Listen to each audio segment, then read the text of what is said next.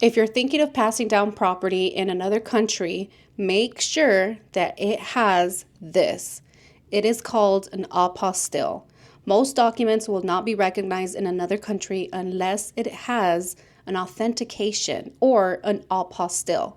So let me explain in this video very quickly how to get this done. If you have property in Mexico and you are thinking of passing it down to someone else, you have to make sure that it has an apostille so that the signature of the notary public per se who notarized the document is registered and it is authenticated by the Secretary of State. Let's say that you have also decided to get married with someone who is in another country.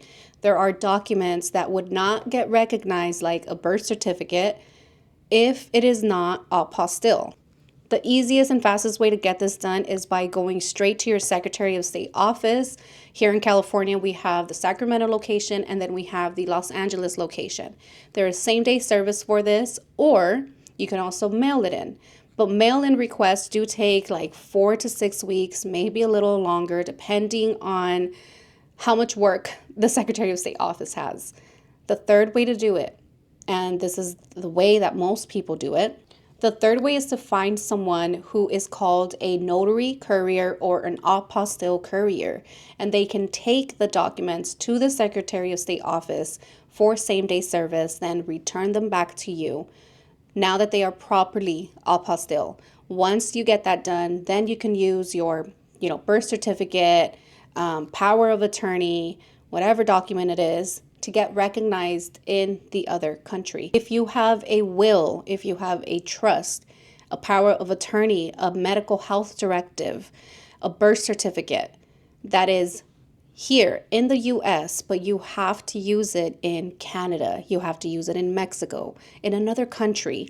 And if it's part of the Hague Convention, we can get the apostille done for you. But that's not something that you have to worry and think about and try to get more information on, because you simply have to hire someone who is a professional in this, someone like me. I am a notary public and I do apostille work orders for my clients. So basically what happens is you and I will meet up. You will hand me the documents. If they need to get notarized, we will get that notarized right then and there, since I am a commissioned notary and I am current on my commission. Once we get the documents notarized, I will go to the Secretary of State office and ask to get these documents apostille. The Secretary of State will then put this special red stamp on your documents, authenticate my signature, and your documents are ready to use abroad. I will then meet with you or mail out your documents to whatever address it is that you would like for me to send them to. It could be back to you or it could be to the receiving party.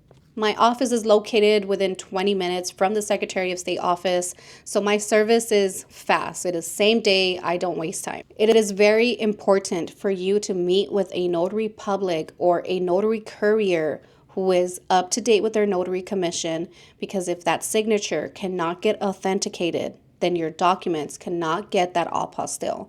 And I have been at the Secretary of State office where it happens. Someone is trying to get a document apostille.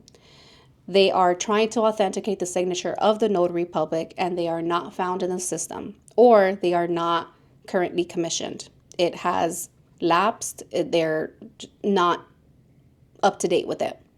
It's very important for you to know this information up front before you go and search for just anyone to get your documents apostille. I'm leaving the link below where you can verify my notary commission before you contact me for services. And I will also be leaving my link where you can book your appointment with me. I am also a native Spanish speaker, so if you need help, se habla español, no se preocupe, aquí estoy para ayudarle. If you need your legacy documents to work abroad, make sure that you contact me and I will talk to you soon.